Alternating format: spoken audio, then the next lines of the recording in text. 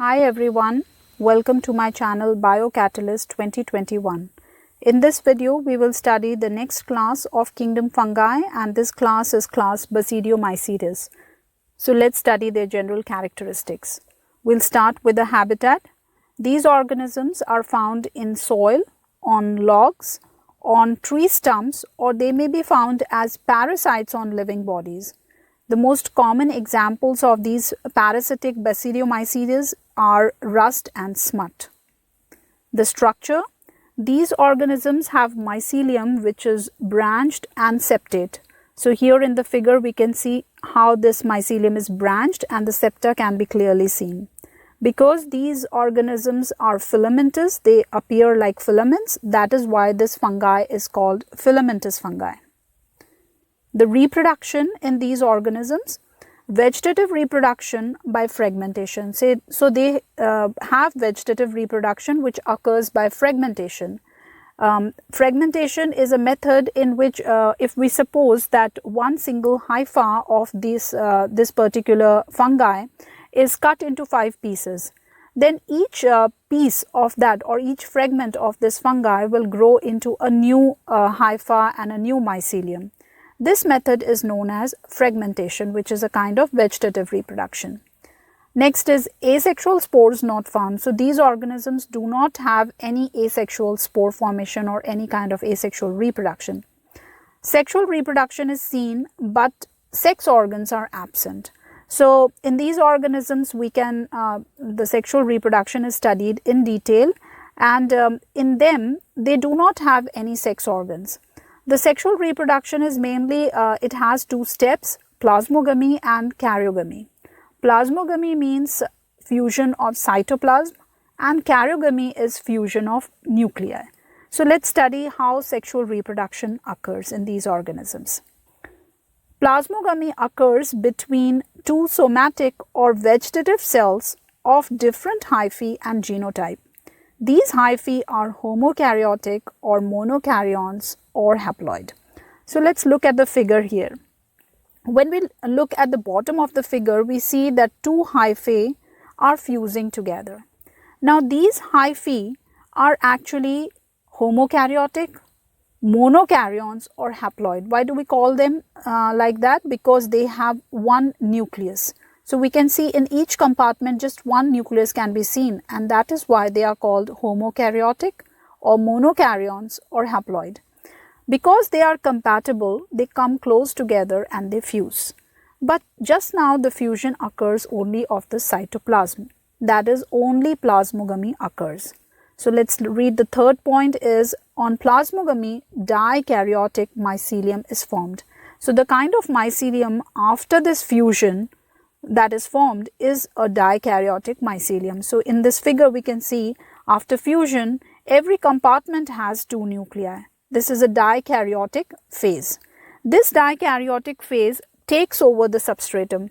That is, it multiplies a lot. It takes a long duration for it to last. So this dikaryotic phase, it lasts for maybe days or months, and it takes over the substratum. When the conditions are favorable, then the mycelium end cell forms a club-shaped structure called basidium.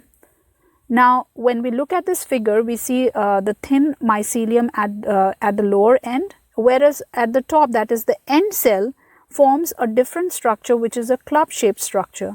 This club-shaped end cell is known as basidium, and this is still dikaryotic, that is, still the 2 nuclei have not fused.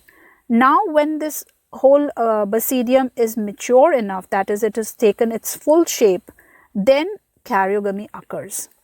Now karyogamy occurs and the nucleus becomes diploid. So this is the only stage when this particular organism is diploid, when the 2 nuclei fuses together. But as soon as they fuse, meiosis occurs and then 4 spores are produced which are haploid. These spores which are produced in a basidium is known as basidiospore, and these basidiospores, they migrate at the end of the basidium and then they are arranged exogenously. So here you can see the figure how the 4 basidiospores, they are arranged exogenously. Exogenously means they are exposed to the outer environment. They are not enclosed in any kind of jacket. So that is why they are said to be produced exogenously. So we can understand that only the diploid stage is when the two nuclei fuse together and form a diploid nucleus. That's a very short duration, and soon after that meiosis occurs and these 4 spores are produced. All these basidia are arranged on a fruiting body called basidiocarp. So here there are 2 pictures of basidiocarps, and in the lower picture we can see how on a basidiocarp the basidia are hanging. This is how the basidia are arranged on a basidiocarp, and some of the basidia have even basidiospores which are ready to be released. So this is how the basidiocarp is formed and how the basidia are arranged on it. These basidiospores produced exogenously. We have studied how they are produced exogenously. They are then released by ballistopory. So ballistopory is a kind of technique in by which these basidiospores are released with a pressure. On landing on a suitable substratum, they form a new hypha. So if suppose when they are released and if they land on a substratum and that substratum is suitable, then they will start germinating, and when they germinate, they produce a new hypha. Because these basidiospores are haploid, that is why on germination they produce a new hypha which is also haploid. So I hope you have understood sexual reproduction, that how 2 compatible haploid hyphae come close together, then they fuse. When they fuse, first plasmogamy occurs and a dikaryotic phase starts. Dikaryotic phase is when the 2 nuclei does not fuse and they remain in each compartment. Only the plasmogamy occurs. This dikaryotic phase is a long phase and it takes over the substratum. It multiplies for quite a lot of time. Later on, the end cell of this mycelium becomes club shaped and form basidium. This basidium in the beginning is dikaryotic, but soon as it takes its entire structure, that is the shape, full shape, then the 2 nuclei fuse, and when they fuse, a diploid nucleus is formed. As soon as the diploid nucleus is formed, meiosis occurs and 4 basidiospores are produced, which are haploid.